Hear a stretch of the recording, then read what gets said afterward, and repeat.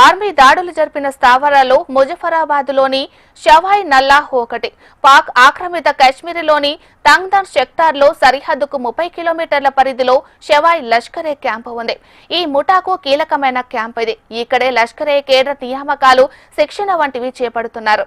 2000 నుంచి ఇక్కడ కార్యకలాపాలు సాగిస్తున్నారు.